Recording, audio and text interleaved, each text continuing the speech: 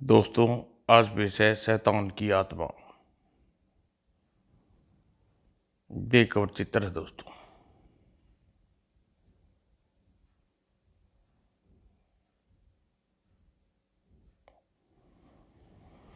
बहुत समय पहले की बात है। गाजीपुर के जंगलों में विराट नाम का एक नरभक्षी जादूगर अपनी पुत्री अंगला के साथ रहता था। अंगला भी अपने पिता के समान तंत्र क्रिया में निपुण थी। चमुंडा चू चू चू। विराट जब भी भोजन की तलाश में बाहर जाता, अंगला को हमेशा समझा कर जाता, बेटी इस जंगल में सर्वशक्ति, तुम इस सर्वशक्तिमान, अतः यहाँ कोई तुम्हारा बाल विवाह का नहीं कर सकता। किंतु भूल कर भी इस जंगल के पार उत्तर दिशा में मत जाना, समझ गई बापू। कहने के को तो अंगला का उत्तर हर बार यही होता, किंतु आखिर दक्षिण दिशा में ऐसा क्या है जिसके बापू डर कर वहां नहीं जाने देते। एक बार मुझे दक्षिण दिशा में जाकर जरूर देखूंगी, आखिर बापू मुझे वहां क्यों नहीं जाने देते। एक दिन विराट भोजन की तलाश में बाहर गया हुआ था। अंगला दक्षिण दिशा की ओर चल पड़ी। शहर अंगला जंगल पार कर लिया। पार का दृश्य देखते ही वह चौंक पड़ी। तो बापू इन लोगों के डर से मुझे यहाँ आने से रोकते हैं, लेकिन बापू इन मरील से लोगों से इतना डरते क्यों हैं? क्यों ना इन लोगों को थोड़ा मजा चखाया जाए। यह सोचकर उसने मन ही मन कोई मंत्र पढ़ा, ओम ची चाचू, और अगले क्षण कुछ देर बाद ऋषि अंगारों के जलन सहन करते रहे, लेकिन जल्द ही विचित्र हो उठे। ही हा हा ओई। अंगला को हंसते देखकर स्वामी विद्यानंद बहुत ही समझ गई। अगले ही पल, मूर्ख लड़की, तूने न केवल हमारी साधना में विघ्न डाला, बल्कि हमारा उपवास भी उड़ाया। जा, हम तुझे श्राप देते हैं। तभी क्षमा मुनिवर क्षमा, मेरी बेटी को क्षमा कर दीजिए। नहीं जादूगर विराट, यह उदन लड़की को क्षमा लायक नहीं है। किंतु गुरुदेव, आप एक कन्या को दंड कैसे दे सकते हैं? यह तो नीति के विरुद्ध है। मुनिवर, कृपा करके मेरी बेटी को भूल को क्षमा कर दें। ठीक है विराट, चूंकि गलती इस कन्या से हुई है, अतः इसे हमें क्षमा करना ही पड़ेगा। किंतु हम इसे चेतावनी देते हैं, अब अगर यह उदंता अपने महल से 15 गज के परिधि से बाहर निकली तो जल का भस्म हो जाएगी। मुनिवर, यह आपने तो क्षमा करने की कठोर दंड दे डाला। इसका ब्याह कैसे करूंगा? इसे दुल्हन बनाकर इसके पिया के संग विदा कैसे करूंगा? इससे तो अच्छा कि आप इसे श्राप देकर अभी भस्म कर दें। विराट, तुम्हारी बेटी का विवाह भी होगा, वह अपने पिया के घर भी जाएगी, लेकिन तब पता नहीं पिता इन भिकमानों से इतना डर क्यों रहे हैं। जब कोई अपनी इच्छा से इससे विवाह करेगा और लाल जोड़े से विदा करा कर ले जाएगा, इस समय तुम्हारे महल के 15 गज की परिधि खींची वह रेखा इसे कोई नुकसान नहीं पहुंचाएगी। पता नहीं पिताजी इन भिखारी मानव से इतना डर क्यों रहे हैं। फिर विराट अपनी बेटी के साथ वापस आ गई। बेटी, कभी भूल कर अब इस रेखा को पार करने की कोशिश मत करना, वरना जलकर भस्म हो जाओगे। यह आप क्या कह रहे हैं पिताजी? आप उन पाखंडियों की बात पर विश्वास कर रहे हैं? बेटी, वे पाखंडी नहीं, साधु है, और तपोबल में इतनी शक्ति है कि उनकी कोई बात मिथ्या नहीं। अतः मेरी बात हमेशा याद रखना। जाओ, चलकर भोजन कर लो, मुझे भूख लगी है।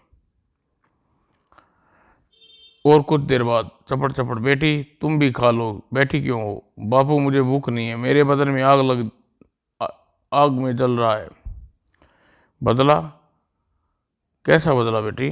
बापू, जब तक मैं उन तपस्वियों को और आपके अपमान का बदला नहीं लेती, मैं चैन नहीं मिलेगा। नहीं बेटी, कभी भूल कर भी ऐसा बात नहीं सोचना, यह असंभव है बेटी। हम उनसे टक्कर नहीं ले सकते, वे सर्वशक्तिमान हैं। इस दुनिया में कुछ भी असंभव नहीं है पिताजी, कोई भी ऐसा उपाय जिनसे मैं उनसे बदला ले सकूंगी। उनकी बात सुनकर विराट सोच में पड़ गया। कुछ देर सोचकर, बेटी एक उपाय है लेकिन बड़ा ही कठिन है। वह उपाय क्या है बापू, जल्दी बताइए। बेटी अगर तेरी जिद यही जिद है तो तुझे अवश्य बताऊंगा, पहले तू भोजन कर ले। पिता के आश्वासन पाकर अंगला भोजन करने लगी। भोजन के निवृत्त होके, बाबू आप मुझे जल्दी उपाय बताइए। बेटी उन ऋषियों पर विजय पाने के लिए हमें खातून को होश में लाना होगा, क्योंकि वह पृथ्वी पर खातून ही उनसे टक्कर ले सकता है। मैं समझी नहीं बाबू। बेटी एक लंबी कहानी है। आज से करीब 500 साल पहले की बात है। असुरु का कुलगुरु हुआ करते थे, उसका नाम खातून। एक बार उन्होंने भारी तपस्या की। उनकी तपस्या से प्रसन्न होकर ब्रह्मा जी प्रकट हुए। खातून के मांगने पर ब्रह्मा जी ने उन्हें इच्छा मृत्यु का वरदान दिया। हम तुम्हारी तपस्या से प्रसन्न हुए, मांगो क्या मांगते हो। मुझे इच्छा मृत्यु का वरदान चाहिए। तथास्तु। अपराजित शरीर और कोई असुरी की देवी शक्तियों का मालिक खातून को सारे असुर किसी देवता की तरह पूजते थे। प्रत्येक अमावस्या की रात सारे असुर उसे प्रसन्न करने के लिए मानव रक्त पिलाते थे। परंतु एक अवस्था में अमावस्या की रात असुरों को कोई भोजन नहीं मिला। उन्हें खातून से धोखे से पशु का खून देना चाहा, किंतु खातून ने तुरंत ही भाप लिया। यह क्या मूर्ख, मेरे साथ धोखा, मैं किसी को जिंदा नहीं छोड़ूंगा। क्षमा देवता, क्षमा। नहीं, तुम्हारी इस भूल की सजा तुम्हें मिलेगी। झेली आई। फिर खातून ने बाकी असुरों को पकड़कर मारने लगा।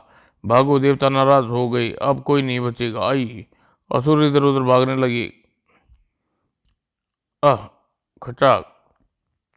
सिर दिए असुर को मारता खातून सुंदरवन में आ गया, जहाँ स्वामी नित्यानंद अपनी शिष्यों के साथ तपस्या में लीन थे।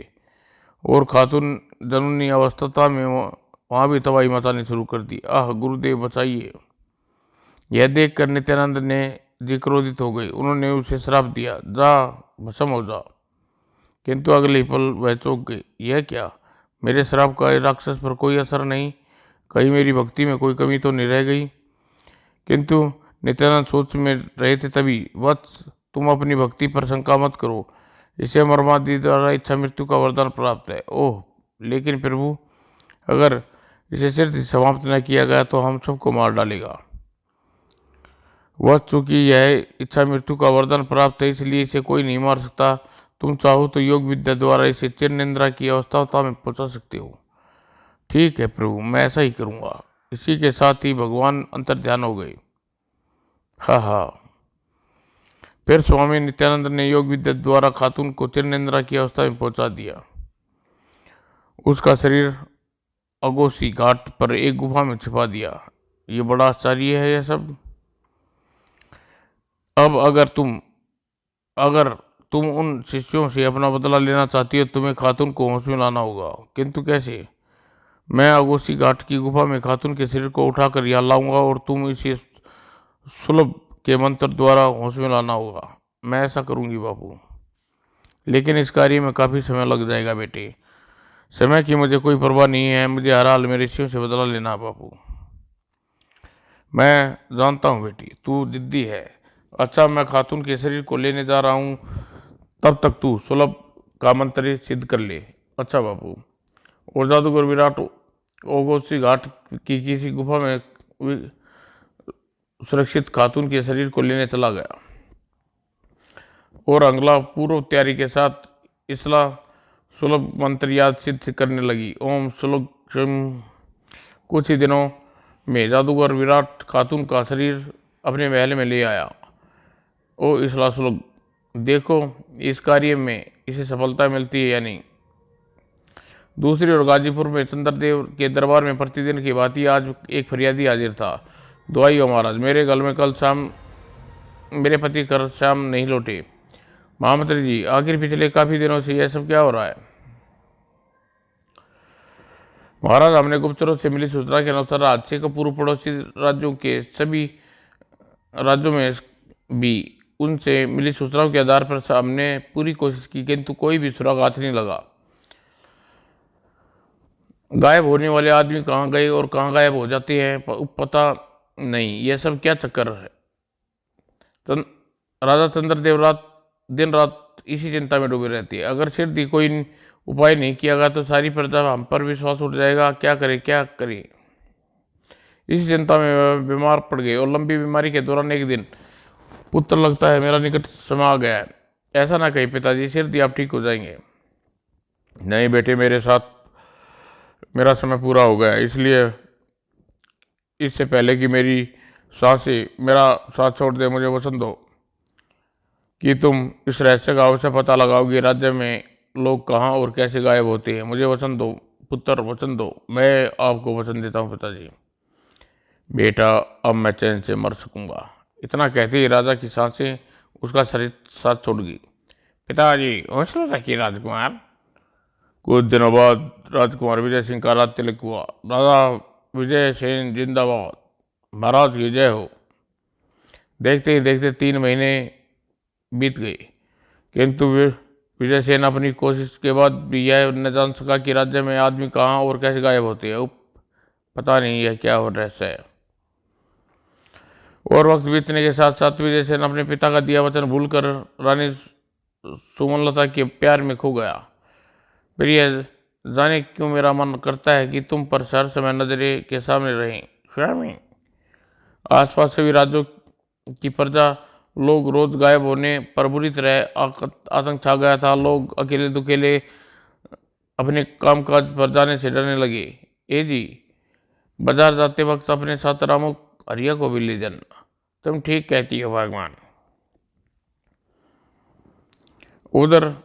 जबकि उधर जादूगर विराट प्रतिदिन अपने भोजन के लिए गाजीपुर तो कभी पड़ोस राज्य में आमुंडा चुंडन और किसी आदमी को अपने मंत्र से बकरा, किसी को कुत्ता बनाकर अपने महल ले जाता। इधर कठोर साधना के बाद अंगला इसला सुलभ मंत्र सिद्ध कर रही थी। खातून होश में आ गया था। मैं कहाँ हूँ? तुम लोग कौन हो? आखिर मेरी बेटी ने सफलता प्राप्त कर ली। तुम मेरे महल में हो मान खातून, और मेरी बेटी ने तुम्हें होश में लाई है। फिर खातून ने भी बातें याद आने लगी। दुष्ट, भस्म हो जा। फिर हाँ, मुझे अब सब याद आ गया। मैं बदला लूंगा, अब सब ऋषियों को समाप्त कर दूंगा। मुझे खून चाहिए, ताज़ा इंसानी खून। अभी लाया महान खातून। अगले ही पल विराट इंसानी खून से भरा एक पात्र ले आया। यह लो महान खातून। फिर अब मैं बदला लेने जा रहा हूँ। हाँ महान खातून, आपको यही करना चाहिए। फिर खातून दक्षिण दिशा की ओर चल पड़ा। रास्ते में उसे जो भी जानवर दिखाई देता वह उसे मार देता। और जब वह सुंदरवन में जा पहुंचा तो सामने तपस्या में लीन ऋषियों को देखते उसने अंदर प्रतिशोध की ज्वाला धधकने लगी। बदला अगले ही पल आई। अपने शिष्य को मरता देख स्वामी विद्यानंद क्रोधित हो उठे। दुष्ट, जा भस्म हो जा। हाँ, अगले ही पल है यह क्या? इसे पर मेरी तप शक्ति का कोई असर नहीं पड़ा। जरूर कोई चक्कर है, मुझे पता लगाना चाहिए। सोचकर भी ध्यानमग्न हो गए। कुछ देर बाद, ओह, तो ये ब्रह्मा जी की इच्छा मृत्यु का वरदान प्राप्त की हुई है। खैर, मुझे इसके शरीर के अंदर क्षतिग्रस्त कर देना चाहिए और यह समय मृत्यु मांगने लगेगा। लेकिन इससे पहले कुछ कर पाता, वायुमंडल में जादूगर विराट की आवाज गूंजी। महान खातून, तुम्हारे सिर पर खतरा मंडरा रहा है, भाग जाओ यहाँ से, भाग जाओ। अगले ही पल न समझते हुए खातून वहां से वापस दौड़ पड़ा। लगता है कोई तांत्रिक शक्ति इसकी सहायता कर रही है। इधर आओ महान खातून, मुझे खुशी है कि तुम सही सलामत वापस आ गए, किंतु मुझे वहाँ क्या खतरा था जिससे कारण तुमने मुझे वहाँ से भागाने के लिए कहा? महान खातून, अगर तुम वहाँ से न भाग आते तो वह स्वामी विद्यानंद तुम्हारे शरीर को इस कदर क्षतिग्रस्त कर देता कि तुम स्वयं ही मौत की कामना करने पर विवश हो जाते। वे पृथ्वी पर सबसे शक्तिशाली ऋषि है, उनका सामना करना आसान बात नहीं। तो पिताजी, क्या महान खातून भी उस ऋषि से हार गए? क्या मेरी वर्षों से आराधना बेकार गई चली गई जाएगी? क्या मैं अपने अपमान का बदला कभी न ले सकूंगी? नहीं देवी, तुमने मुझे नया जीवन दिया है, मैं तुम्हारे अपमान का बदला अवश्य लूंगा, लेकिन इसके लिए मुझे तुम्हारी मदद की जरूरत है। मदद? कैसी मदद? अगर देवी योगी इतना शक्तिशाली है तो उस पर विजय पाने के लिए मुझे पहले उसका तपोबल कर्म करना होगा। वो कैसे महान खातून? उसकी तपस्या भंग करके, ठीक वैसे ही जैसे कभी मेनका ने वीरश्री की तपस्या भंग की थी। लेकिन मेरी बेटी इसमें आपकी कोई सहायता कर सकती है महान खातून। क्यों? क्योंकि अंगला ने उस ऋषि को श्राप के कारण इस महल से 15 गज की परिधि खींची, उस रेखा को पार करते ही भस्म हो जाएगी। ओह! एक पल के लिए खातून किसी गहरी सोच में डूब गया, फिर अगले ही पल उसकी आंखें चमकने लगी। अगर विराट उन ऋषियों की तपस्या भंग करने के लिए मैं देवी के शरीर और इसकी अक्स वहां जाऊंगा? मैं कुछ समझा नहीं महान खातून। मतलब यह है, कहने के साथ ही खातून मन ही मन कोई मंत्र पढ़ा और अगली क्षण, है ये क्या? देवी, यह तुम्हारा अक्स है। अब यह अक्स उन ऋषियों की मौत का कारण बनेगा। फिर खातून की आज्ञा पर अंगला का अक्स सुंदरवन की ओर चल पड़ा। जादूगर विराट, तुम्हारे पास कोई साधना भी है जिससे हम सुंदरवन का दृश्य यहाँ देख सके? हाँ, आओ मेरे साथ।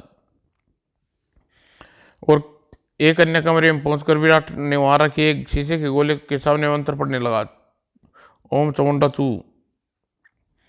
और मंत्र खत्म होते ही गोले में सुंदरियां का दृश्य उभर आया और पायल की मधुर झनकार सुनकर साधना में लीन साधियों की तपस्या भंग हो गई। छम छम छम छम। और फिर उन ऋषियों ने अंगला के अक्स के रूप में जादू छाने लगा। इतनी सुंदरी, आह, मेरी प्रेसी होगी। और जादूगर विराट देख रहे थे कि इन ऋषियों के मन में पाप आने पर उनका तपोबल नष्ट हो रहा है। उनके नष्ट करने जा रहा हूं। अब मैं इनको नष्ट करने जा रहा हूं। उधर सुंदरवन में सारे ऋषि अंगला के अक्स नृत्य से झूम उठे। तभी तू फिर आ गया दुष्ट ठहर, मैं तुझे अभी मजा सिखाता हूँ।